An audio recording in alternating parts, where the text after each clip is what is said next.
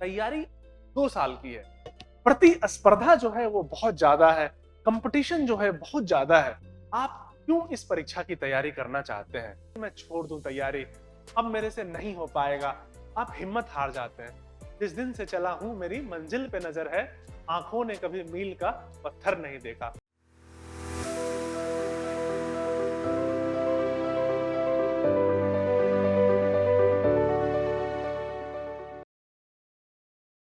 नमस्कार दोस्तों, आपका तथास्तु हिंदी परिवार में स्वागत है। मेरा नाम है अभिजीत भारद्वाज। मैं 2017 बैच का सिविल सेवक हूँ। आज मैं आपको सिविल सेवा परीक्षा की तैयारी से जुड़े 3 क के बारे में बताने जा रहा हूँ। 3 क है सिविल सेवा परीक्षा की तैयारी, क्या, क्यों और कैसे। कोई भी चीज की तैयारी करने से पहले हमें उसके बारे में जान लेना जरूरी। किसी भी संकल्प को साधने से पहले, किसी भी संकल्प को लेने से पहले उन चीजों के बारे में जानकारी जरूरी है। इसी से संबंधित हरिवंश राय बच्चन एक पंक्ति है, पूर्व चलने के बटोही बाट की पहचान कर ले। यानी कि चलने से पहले, पूर्व चलने यानी कि चलने से पहले जो बटोही है, जो पथिक है, उसको बाट यानी कि रास्ता की पहचान कर लेनी चाहिए। पूर्व चलने के बटोही बाट की पहचान कर ले। अब अगर हम सिविल सेवा परीक्षा की तैयारी के रास्ते के बारे में देखें, इसकी यात्रा के बारे में देखें, तो यह 3 चरण की यात्रा है। जैसा आप सब लोग जानते होंगे, इसमें सबसे प्रथम है प्रारंभिक परीक्षा, दूसरा है मुख्य परीक्षा और तीसरा है साक्षात्कार, या फिर हम ऐसे कहें आयोग की भाषा में तो व्यक्तित्व परीक्षण। ये जो तीनों चरण हैं, इन पर अगर हम गौर करें तो 1 साल का वक्त लग जाता है इन 3 चरण को समाप्त होने में। प्रारंभिक परीक्षा मई जून के आसपास होती है, या तो मई के आखिरी में या जून के पहले सप्ताह में, और जो अंतिम परिणाम है वह भी अगले साल प्रारंभिक परीक्षा से पहले आ जाता है। यानी कि मई में प्रारंभिक परीक्षा आप देते हैं और अगले साल के मई जून में ही आपका परिणाम भी आता है। तो पूरे 1 साल की ये तैयारी है। लेकिन तैयारी सिर्फ 1 साल की नहीं है, तैयारी 2 साल की है कम से कम। क्योंकि आपको 1 साल तैयारी करने में भी लगता है। आप मई में अगर प्रारंभिक परीक्षा देना चाहते हैं तो उसके 1 साल पहले से आप तैयारी शुरू कर देते हैं। और अगर हम मान लें जो हमारा सबसे अच्छा स्थिति है, सबसे अच्छी जो स्थिति है, उसमें यह हो सकता है कि आपने प्रथम प्रयास में परीक्षा दी और आपका चयन हो गया। तो अगर प्रथम प्रयास में भी आपका चयन होता है, तब भी कम से कम आपको 2 साल तो तैयारी करनी ही पड़ती। यानी कि ये परीक्षा जो है वो एक लंबी दौड़ की तरह है। यह एक मैराथन है, यह स्प्रिंट नहीं है। ये बात हमें समझनी पड़ेगी। तो इसमें जो है हमारा उत्साह जो है लगातार बना रहे। आपकी जो ऊर्जा है उसको आप ऊर्जा और उत्साह को लगातार बनाए रखें। सबसे पहले तो इस परीक्षा का क्या यह है, यह एक मैराथन है, स्प्रिंट नहीं है जिसमें आप कुछ समय के लिए अपनी सारी ऊर्जा, अपना सारा मेहनत लगा देते हैं। दूसरे क्या की अगर हम बात करें तो यह परीक्षा जो है एक सांप सीढ़ी के खेल की तरह है। अगर आपने बचपन में लूडो खेला होगा, सांप सीढ़ी का खेल खेला होगा, तो आपने देखा होगा कि 99 पर भी एक सांप होता है जो आपको वापस 6-5 पर ला देता है। यह परीक्षा भी कुछ उसी तरह है। आपने प्रारंभिक परीक्षा पास कर ली, आपने मुख्य परीक्षा पास कर ली, आप व्यक्तित्व परीक्षण तक पहुंच गए, लेकिन अगर आपका नाम अंतिम परिणाम में नहीं आता है तो आप वापस कहां से शुरू करेंगे? प्रारंभिक परीक्षा से शुरू करेंगे। यानी कि ये सारी चीजें जो हैं फिर से जीरो से स्टार्ट हो जाती हैं। कहने का मतलब है कि एक सांप सीढ़ी का खेल है। अगर हम तीसरी तीसरी पक्ष पर देखें क्या के, तो यह परीक्षा जो है इसमें प्रतिस्पर्धा जो है वो बहुत ज्यादा है, कंपटीशन जो है बहुत ज्यादा है। लगभग 10 से 12 लाख बच्चे जो हैं, विद्यार्थी जो है, अभ्यर्थी जो है, हर साल फॉर्म भरते हैं और 5 से 6 लाख अभ्यर्थी जो है प्रारंभिक परीक्षा में शामिल होते हैं, सम्मिलित होते हैं। उन 5 से 6 लाख अभ्यर्थियों में 10 से 15 हजार अभ्यर्थी ही मुख्य परीक्षा देते हैं। फिर वो 10 से 15 हजार अभ्यर्थी मुख्य परीक्षा में बैठते हैं, 2 से 3 हजार अभ्यर्थी व्यक्तिगत परीक्षण में जाते हैं और साक्षात्कार में जो 2,500-3,000 लोग जाते हैं, उनमें से 800 से 1,000-1,200 लोग का ही अंतिम चयन होता है। कहने का मतलब ये है कि 12 लाख लोगों ने फॉर्म भरा, 5 से 6 लाख लोगों ने प्रारंभिक परीक्षा दी, 10 से 15 हजार लोगों ने मुख्य परीक्षा लिखी, 2,500 से 3,000 लोगों ने व्यक्तित्व परीक्षण में हिस्सा लिया और अंतिम चयन कितना हुआ? मात्र 800 से 1,000, 1,100, 1,200 लोग। यह परीक्षा बहुत ही प्रतिस्पर्धी है। तो जो प्रतिस्पर्धा वाली परीक्षा होती है, उसमें जो अभ्यर्थी हैं, विद्यार्थी हैं, ऐसा देखा गया है कि वो कई बार अपना हिम्मत खो बैठते हैं, गिव अप कर देते हैं। वो परेशान हो जाते हैं कि इतना ज्यादा प्रतिस्पर्धा है, कंपटीशन है, हम इसमें कैसे सफल होंगे। तो इस परीक्षा की अगर हम बात करें तो ये भी कुछ वैसी ही परीक्षा है। इसके बारे में शाहरुख खान की एक कहानी याद आती है। उन दिनों की बात है जब शाहरुख खान टीवी सीरियल्स में काम किया करते थे। उस समय वो डीडी नेशनल पर फौजी और इस तरह के जो टीवी धारावाहिक है उन उन उनमें काम किया करते थे। तो किसी ने उनसे पूछा कि ठीक है, आपने धारावाहिक में अच्छा किया है, आप इसके आगे क्या करना चाहते हैं? तो शाहरुख खान ने कहा, मैं बॉलीवुड जाना चाहता हूं, मैं बॉलीवुड में अभिनेता बनना चाहता हूं। तो जिस सज्जन से उनकी बात हो रही थी उन्होंने कहा, आप अभिनेता बनना चाहते हैं? आपको पता है बॉलीवुड में कितनी प्रतिस्पर्धा है, कितना कंपटीशन है, कितने बड़े बड़े लोग हैं। वहां नेशनल स्कूल ऑफ ड्रामा जो है, राष्ट्रीय स्कूल जो नाट्यका है, उसके भी विद्यार्थी जो हैं, उसके भी जो ट्रेंड लोग हैं, प्रशिक्षित लोग हैं, वो आ रहे हैं। आप उनके साथ कैसे प्रतिस्पर्धा करेंगे? तो शाहरुख खान ने बहुत अच्छी बात बोली थी। उन्होंने कहा कि मेरी प्रतिस्पर्धा जो है वो किसी से नहीं है, मैं किसी और के साथ प्रतिस्पर्धा नहीं करता हूं, मेरी प्रतिस्पर्धा सिर्फ मेरे साथ है। मैं हर दिन खुद को बेहतर बनाना चाहता हूं, हर दिन मेहनत करना चाहता हूं। तो यह जो परीक्षा है, सिविल सेवा की परीक्षा, यह भी कुछ ऐसी ही है। प्रत्येक दिन आपको खुद को बेहतर बनाना है, तभी आप मंजिल तक पहुंच पाएंगे। जो अगला पक्ष है इस परीक्षा का, उसकी तरफ अगर हम ध्यान दें तो यह परीक्षा एक अज्ञातवास के चरण की तरह है। जिस तरह पांडवों ने महाभारत में वनवास को झेला और 14 साल के वनवास में 1 साल का अज्ञातवास था। अज्ञातवास का मतलब है कि उस दौरान कोई और उन्हें ना देख ले, इस चीज का भी ध्यान रखना है। तो यह परीक्षा भी अज्ञातवास की तरह है। जिन दिनों आप तैयारी करते हैं, जो आपके मित्र हैं, जो आपके परिजन हैं, जो आपके सगे संबंधित है, धीरे धीरे उनके साथ भी आपका संपर्क कम होने लगता है, क्योंकि आपके पास समय सीमित है और आपका पाठ्यक्रम बहुत बड़ा है, बहुत विस्तृत है।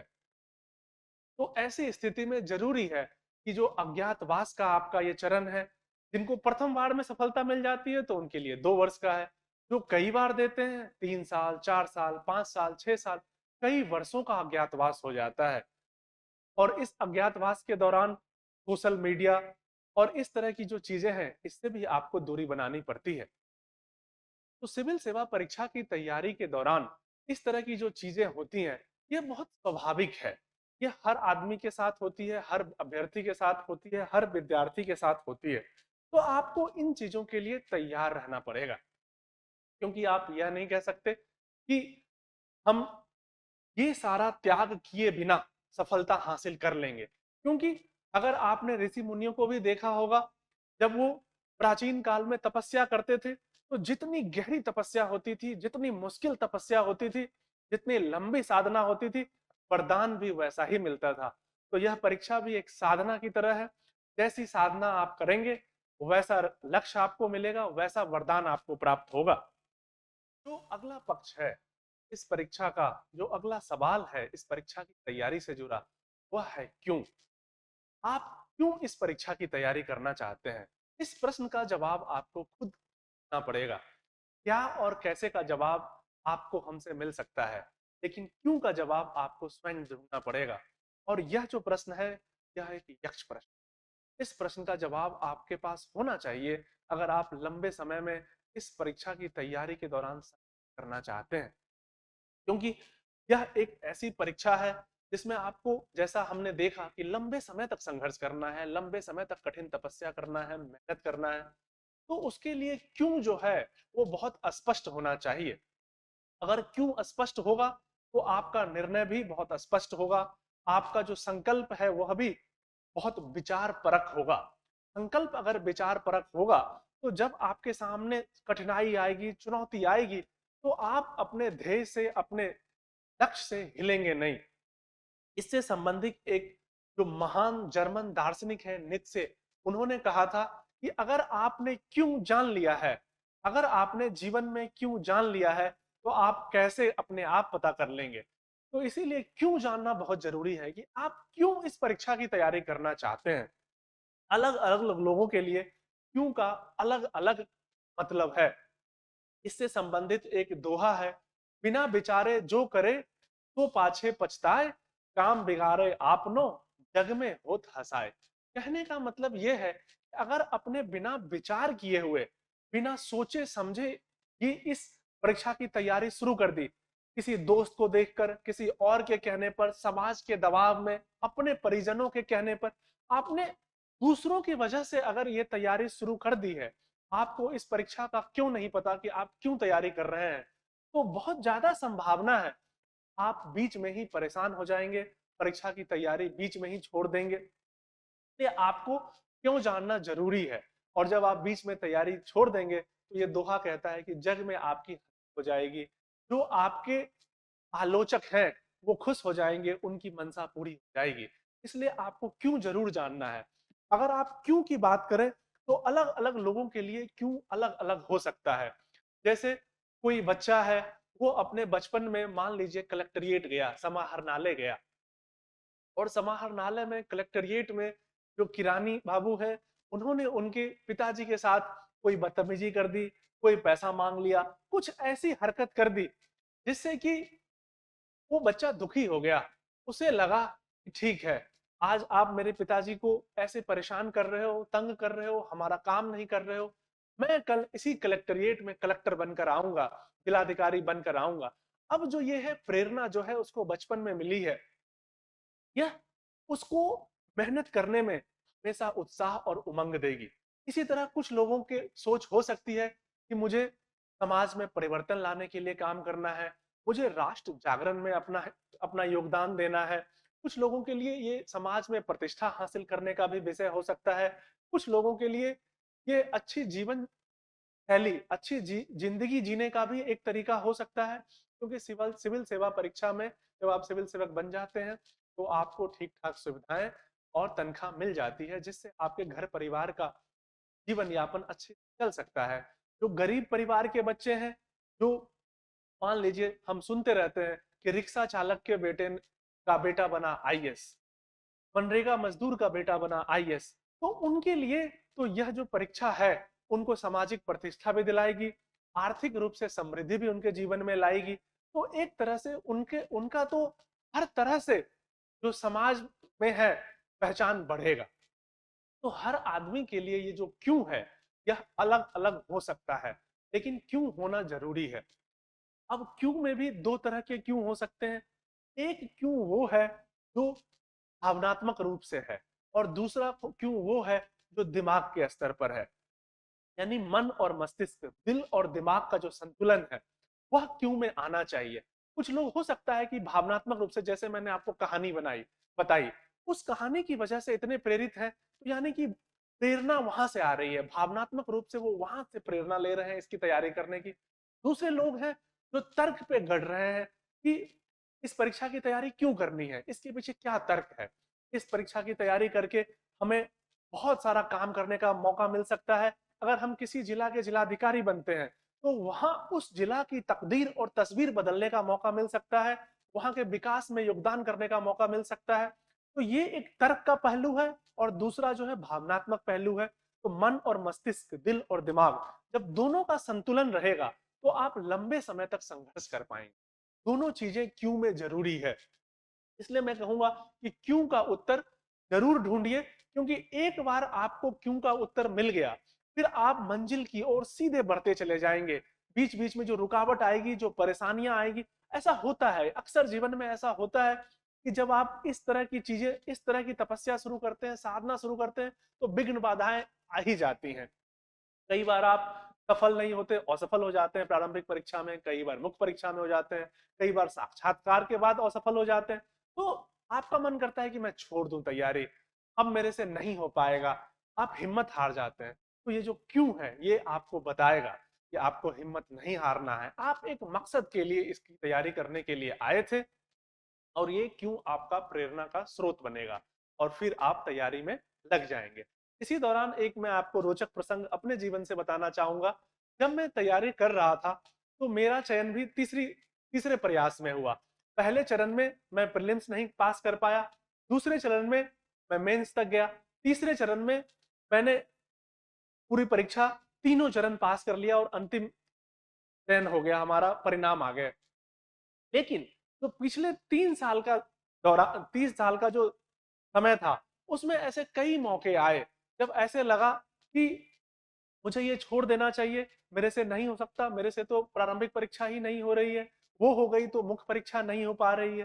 तो ऐसे में हिम्मत नहीं हारना है। आपको क्यों पता होना चाहिए, आप ये जो तैयारी कर रहे हैं, ये समाज के लिए, अपने लोगों के लिए क्यों कर रहे हैं। इस दौरान एक और भी बात है, वो है हमारे रिश्तेदार और जो हमारे आसपास के लोग हैं, उनका व्यवहार। वो लोग भी तरह तरह की बातें आपके बारे में फैलाते रहते हैं। जैसे मेरे बारे में ही कई ऐसे रिश्तेदार थे, वो कहते थे कि क्यों आप मेरे पिताजी को, मेरे माताजी को ये कहते रहते थे कि आपने क्यों उसको इस तैयारी के लिए बोला, ये तैयारी बहुत मुश्किल है, ये तो वो कर ही नहीं सकता है, इसकी इसकी तैयारी के लिए तो सिर्फ जो बहुत मेधावी छात्र होते हैं उनका ही चयन होता है इसकी तैयारी में। और मेरे माता पिता इतने अच्छे थे और उनको इतनी समझ थी, जीवन की इतनी समझ थी कि वो कभी भी इस बात को मेरे तक नहीं पहुंचने देते थे। जो भी रिश्तेदार के ताने होते थे, वो अपने पास ही रख लेते थे, मेरे तक नहीं पहुंचाते थे। जब मेरा अंतिम चयन हो गया, तब मेरे पिताजी ने मेरे से ये बात साझा की। ऐसे-ऐसे कई बार कई रिश्तेदारों ने मुझे समझाया कि आप उसको बोलो कि वो कोई नौकरी कर लेगा, उसने इंजीनियरिंग करी है, अच्छी खासी तनख्वाह मिल जाएगी। क्यों अपना समय व्यर्थ करवा रहा है, क्यों अपने पैसे खो रहा है, उसके सारे जो साथ के लोग हैं वो आगे बढ़ते जा रहे हैं और वो पीछे छूटता जा रहा है। और बाद में जो यही रिश्तेदार थे, जब चयन हो गया तो आके उन्होंने कहा कि हमें तो पहले से ही पता था, यह बहुत ही मेधावी छात्र था, शुरू से बहुत मेहनती था, इसका तो चयन होना ही था। कहने का मतलब ये है कि जो आपके आस पड़ोस का माहौल है, यह भी कई बार आपको डिमोटिवेट करेगा, आपको पीछे खींचने की कोशिश करेगा। तो आपका जो क्यों है, वो आपको ऐसे क्षणों में बल देता रहेगा, आपको पीछे नहीं भागने देगा। इसी तरह अगर आप अपने साथ के लोगों को देखें, तो बहुत सारे ऐसे लोग होंगे जो अपनी नौकरी कर रहे होंगे, बहुत अच्छा अपने जीवन में कर रहे होंगे, बहुत सारे पैसे कमा रहे होंगे, और आप इधर अज्ञातवास में 8 बाय 10 के कमरे में संघर्ष कर रहे हैं। तो इस तरह की स्थिति में वो अपनी सोशल मीडिया पे अपने अच्छे हसीन पल साझा कर रहे होंगे, अपने जीवन की जो खुशियां हैं उसको साझा कर रहे होंगे, और आप यहाँ काल कोठरी में 8/10 के कमरे में मुखर्जी नगर में, राजेंद्र नगर में संघर्ष कर रहे होंगे। तो ये जो क्यों है, ऐसे चीजों में आपको बल देगा कि मैं इसकी तैयारी करने क्यों आया हूँ, क्योंकि हर आदमी का जीवन अलग अलग है, जीवन यात्रा अलग अलग है। और ये क्यों अगर आपको स्पष्ट है, तो इसमें आप बिना रुके, बिना झुके लगातार अपनी मंजिल की तरफ बढ़ते जाएंगे। इसी से संबंधित बशीर बद्र का एक शेर है कि जिस दिन से चला हूं मेरी मंजिल पे नजर है, आंखों ने कभी मील का पत्थर नहीं देखा। जिस दिन से चला हूं मेरी मंजिल पे नजर है, आंखों ने कभी मील का पत्थर नहीं देखा। तो आपको मील के पत्थर नहीं देखने हैं, ये सब्जेक्ट हो गया। तो अब क्या करना है, आपको बिल्कुल मंजिल है कि सारे सब्जेक्ट कवर करने हैं, सारे फेज कवर करने हैं, सारे चरण पार करने हैं। तो हमेशा मंजिल जो है नजर में रहनी चाहिए। ये सारे जो चरण है वहां तक पहुंचने का जरिया है, इनको आपको मंजिल नहीं बनाना है। अब हमने बात कर ली क्या और क्यों की। तो आगे सवाल ये उठता है कि जब क्या और क्यों पता चल गया है तो हमें इसको कैसे करना है, कौन सी ऐसी चीजें हैं जो हमें इसमें मदद कर सकती हैं। जैसा कि हमने देखा, यह परीक्षा जो है एक लंबी दौड़ है, एक मैराथन है। तो ऐसे मैराथन के लिए आपके अंदर कौन कौन से गुण होने चाहिए, कौन कौन सी बातें होनी चाहिए जो आपको बीच बीच में प्रेरणा देती रहे और जिसके सहारे आप आगे बढ़ते रहेंगे। अगर मैं बात करूं कुछ ऐसे गुण की, तो सबसे पहला गुण है आपका जुनून, जो पैशन है। आपको जुनूनी होना है अपने लक्ष्य के प्रति। जुनूनी आप तभी हो पाएंगे जब आपका क्यों जो है बहुत स्पष्ट है। दूसरा है लगन, परसिवरेंस जिसको बोलते हैं।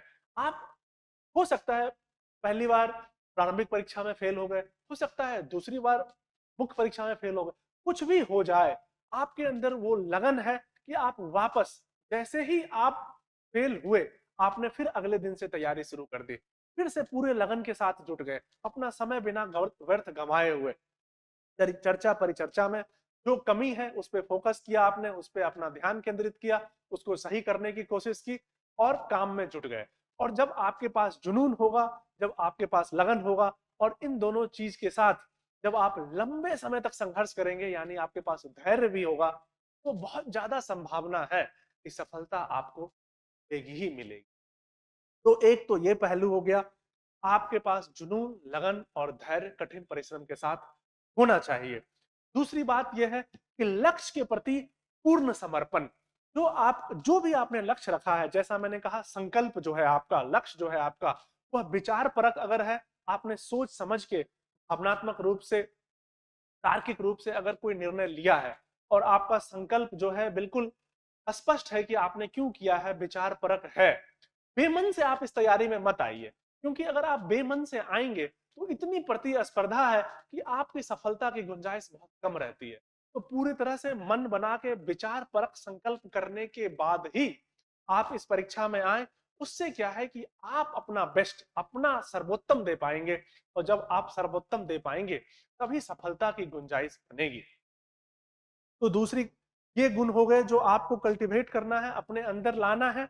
तीसरी बात यह है कि समय, समय का सदुपयोग। समय बहुत कीमती है।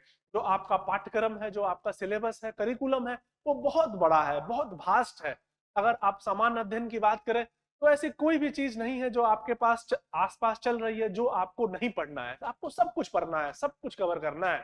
तो इतना बड़ा पाठ्यक्रम आप तभी सब कवर कर पाएंगे, तभी पढ़ पाएंगे, जब आप समय को लेकर सजग रहेंगे। आपको अपना समय जो है, बहुमूल्य समय नहीं बर्बाद करना है। आपका सबसे बड़ा रिसोर्स, सबसे बड़ा जो संसाधन है वो है समय। समय आपको नहीं बर्बाद करना है, समय के प्रति हमेशा सजग रहना है।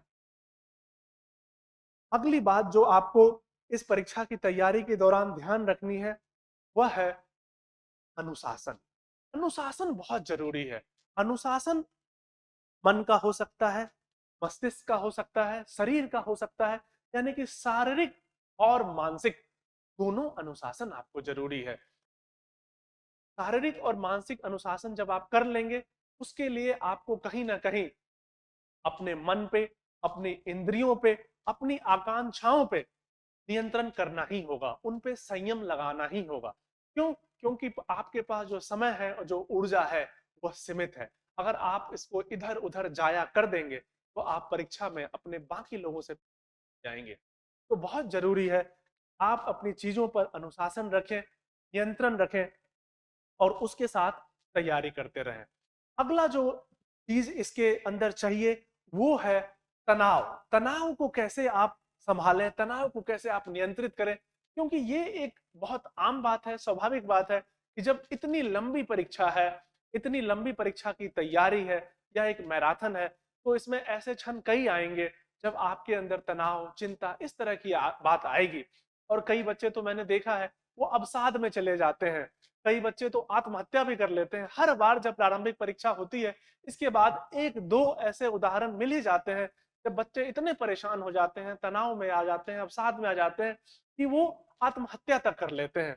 तो आपको तनाव को कैसे संभालना है, कैसे नियंत्रित करना है, यह भी गुण सीखना होगा। इससे रिलेटेड एक बहुत अच्छा कर्व है, या इसको यर्क्स डॉडसन कर्व कहते हैं, या यर्क डॉडसन का कानून भी कहते हैं। ये दोनों जो है मनोवैज्ञानिक थे, साइकोलॉजिस्ट थे। उन्होंने बोला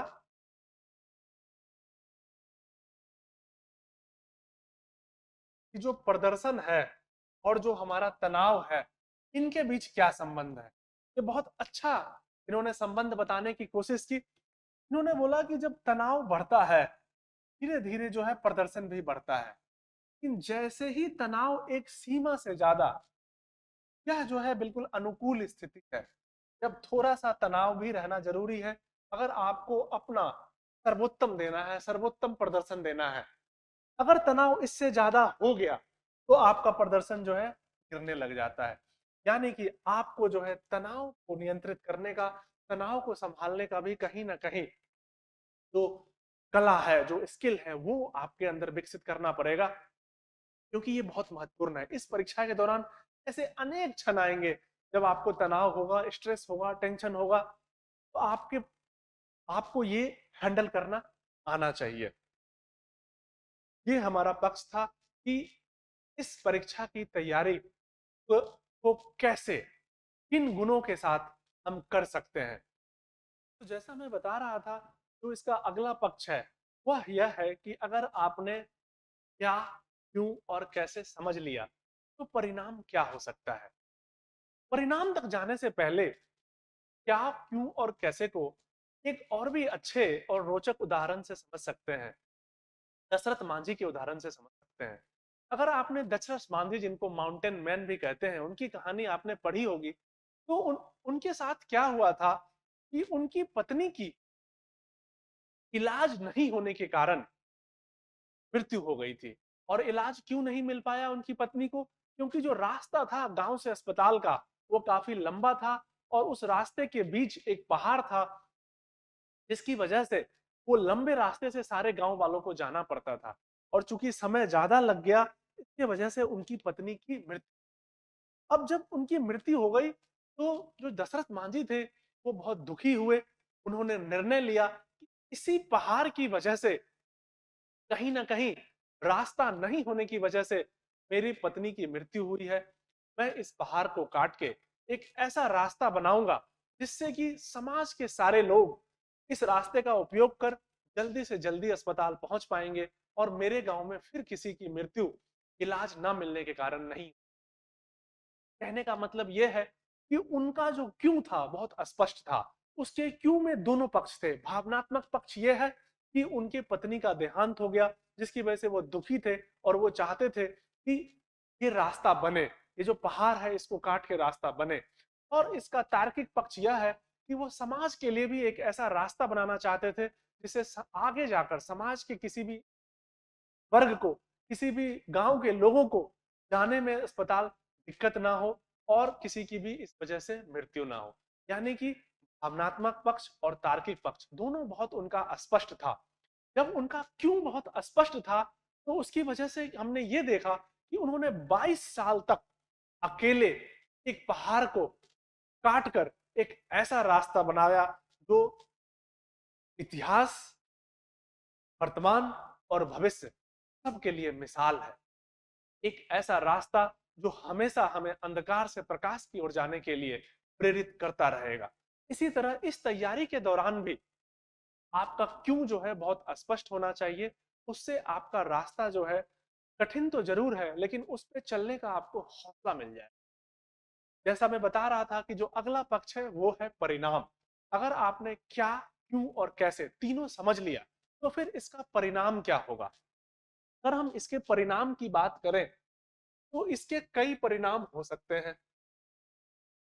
पहला परिणाम तो यह है कि आपका जो है सिविल सेवा परीक्षा में चयन हो जाए, आप एक सिविल सर्वेंट बन जाए, सिविल सेवक बन जाए।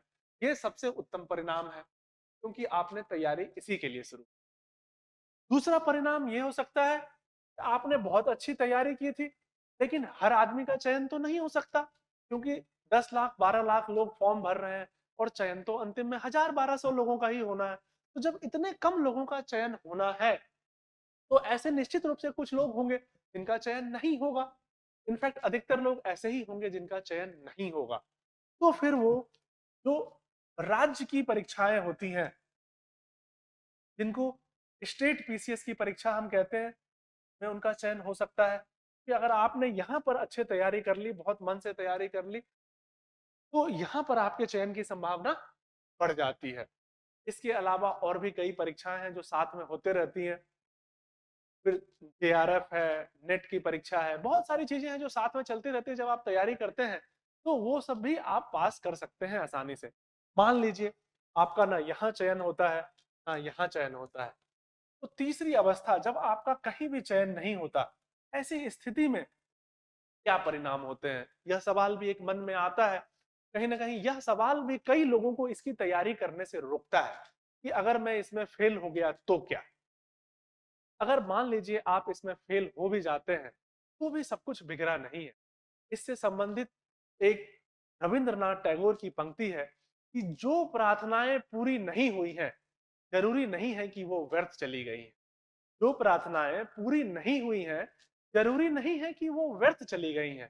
कहने का मतलब यह है कि जो ये आपकी प्रार्थना है, जो ये आपकी साधना है, जो ये आपका मेहनत है, यह व्यर्थ नहीं गया है। आप एक अच्छे इंसान बन के निकलते हैं इस परीक्षा की तैयारी से, आप एक अच्छे नागरिक बन के निकलते हैं इस परीक्षा की तैयारी से। इसके अतिरिक्त आप कहीं ना कहीं सफलता असफलता दोनों को संभालने की क्षमता विकसित कर लेते हैं खुद के अंदर। अगर आप सफल होते हैं तो सफलता में भी नम्र रहते हैं, असफल होते हैं तो आप पूरी तरह नहीं टूट जाते। अगले ही क्षण आप फिर से खुद को एकत्रित कर अगली तैयारी में लग जाते हैं। तो कहीं ना कहीं जो जीवन जीने की कला है, उसका भी विकास इस परीक्षा के तैयारी के दौरान हो जाता है। चाहे आपके जीवन में अनुशासन की बात हो, तनाव झेलने की बात हो, यह सब कला आप विकसित कर लेते हैं। देश विदेश समाज सबकी समझ, सबका विवेक, आपके सबके प्रति विवेक आपके मन में, सिर्फ ज्ञान नहीं, कहीं ना कहीं यह परीक्षा जो है आपके अंदर विवेक का भी निर्माण करती है। विवेक भी आपके अंदर डेवलप होता है। इसके अलावा एक बात मैं और भी आपको आपके साथ साझा करना चाहूंगा कि ऐसे कई उदाहरण हैं, ऐसे कई लोगों के उदाहरण हैं जो प्रतिस्पर्धा की परीक्षा में सफल नहीं हुए, असफल हो गए, फेल हो गए, पर आगे जाके उन्होंने बहुत बड़ा काम किया, इस परीक्षा से भी बड़ा काम किया। इसमें सबसे पहले अगर हम एग्जाम्पल लें, तो जो हमारे पूर्व राष्ट्रपति, प्रिय पूर्व राष्ट्रपति डॉक्टर एपीजे अब्दुल कलाम का उदाहरण सर्वोपरि है। डॉक्टर कलाम, जैसा कि आप जानते होंगे, कि एक फाइटर पायलट बनना चाहते थे। वह भारतीय वायुसेना में शामिल होना चाहते थे, लेकिन सर्विस सिलेक्शन बोर्ड में उनका चयन नहीं हुआ, उनको वहां असफलता मिली। आगे चलकर कलाम, आपको जैसा कि पता होगा, राष्ट्रपति बने। अगर वो वायुसेना में ही रह जाते तो वो सबसे ज्यादा क्या बन सकते थे, वो वायुसेना अध्यक्ष बन सकते थे, एयरफोर्स के चीफ बन सकते थे। लेकिन जब वो राष्ट्रपति बने तो वो तीनों सेनाओं के राष्ट्रीय अध्यक्ष बने, चीफ बने। कहने का मतलब यह है कि कई बार जो है कुदरत जो है, भगवान कहे या समय जो है, आपके लिए कुछ ऐसी चीज लेकर रखता है जो आप असफलता के बाद अगर आप मेहनत करते जाएंगे तो वो आपको आगे जाकर मिल जाती है। इसलिए असफलता से आपको हतोत्साहित नहीं होना चाहिए। इसी तरह अगर मैं सत्या नडेला की बात करूं, तो ऐसा कहा जाता है कि कई बार सत्या नडेला भी यूपीएससी की परीक्षा में असफल हुए थे, पर आज उनको पूरा विश्व जानता है। अगर वो यही रुक गए होते, यह सोचकर कि मैं इस परीक्षा में असफल हुआ, मैं तो कुछ जीवन में कर ही नहीं सकता, वो क्या यहाँ तक आज पहुंच पाते? बिल्कुल नहीं पहुंच पाते। और किसी सिविल सेवक से ज्यादा आज लोग उन्हें जानते हैं, उनका योगदान है सार्वजनिक जीवन में। इसी तरह अनेकों उदाहरण हैं जहां लोग असफल हुए हैं, पर असफल होने के बाद में इतनी बड़ी सफलता उनको मिली है जो सिविल सेवा की सफलता से भी कई गुना ज्यादा है, कई गुना ज्यादा है। तो कहने का मतलब ये है, इस परीक्षा में अगर आपका चयन नहीं भी होता है, तब भी आपको हतोत्साहित होने की ज़रूरत नहीं है, क्योंकि आप काफ़ी कुछ लेके जा रहे हैं यहाँ से। पर एक बात जो मैं आपको कहना चाहूँगा, वह है कि जब आप इस परीक्षा की तैयारी करते हैं, तो आप पूरे तन, मन, धन से इसकी तैयारी कीजिए। अपनी तैयारी में कोई कोताही मत बरतिए। कोई भी ऐसा काम मत कीजिए, जिससे आपकी तैयारी पर जो नकारात्मक प्रभाव पड़े। ऐसा मैं इसलिए कह रहा हूँ कि जब आप अपना सर्वोत्तम नहीं देंगे, आप अपना बेस्ट नहीं देंगे, तो आपको बाद में जाकर जब आपके मान लीजिए प्रयास खत्म हो जाएँगे या मान लीजिए बाद में आपकी तैयारी खत्म हो जाएगी, तो आपको इस बात का हमेशा गिल्ट रहेगा, हमेशा रिग्रेट होगा, खेद होगा इस बात का, अगर मैं अच्छे से तैयारी कर लेता, तो मेरा चयन हो जाता। अब ये जो लेता वाली बात है, यदि और लेता, ये जो है सबसे ज़्यादा आपको परेशान करेगा। इसीलिए बहुत ज़रूरी है कि आप अपना बेस्ट दीजिए, आप अपना सर्वोत्तम दीजिए। उसकी वजह से क्या है कि आपको कभी भी जीवन में खेद नहीं होगा। आपको दुःख ज़रूर होगा जब आपको असफलता मिलेगी कि मैंने अपना बेस्ट दिया, अपना सर्वोत्तम दिया, फिर भी मैं सफल नहीं हुआ। लेकिन आपको खेद नहीं होगा। आपको यह बात बहुत लंबे समय तक परेशान नहीं करेगी। आप बहुत जल्दी इससे वापस निकल आएँगे और नई चीज़ जो भी आप करना चाह रहे हैं, अच्छा उद्यम लगाना चाह रहे हैं, हो सकता है आप कुछ और भी बड़ा करना चाह रहे हो, उस काम के लिए लग जाएँगे। तो इसीलिए एक बार जब आप मंजिल पर निकल गए हैं और आपने इसका क्या, क्यों और कैसे समझ लिया है, आगे आपको आगे बढ़ते जाना है, आप सही रास्ते पर हैं। इसी से संबंधित एक मजरूह सुल्तानपुरी की शायरी है कि मंजिल मिल ही जाएगी, भटकते भटकते ही सही। मंजिल मिल ही जाएगी, भटकते भटकते ही सही। गुमराह तो वो हैं जो घर से निकले ही नहीं। तो आप सब लोग घर से निकल चुके हैं, यूपीएससी की तैयारी की यात्रा पर निकल चुके हैं। आप सभी लोगों को मेरी शुभकामनाएं। आप अपनी तैयारी ऐसे ही जारी रखिए। तथास्तु हिंदी परिवार से जुड़ने के लिए आपका शुक्रिया।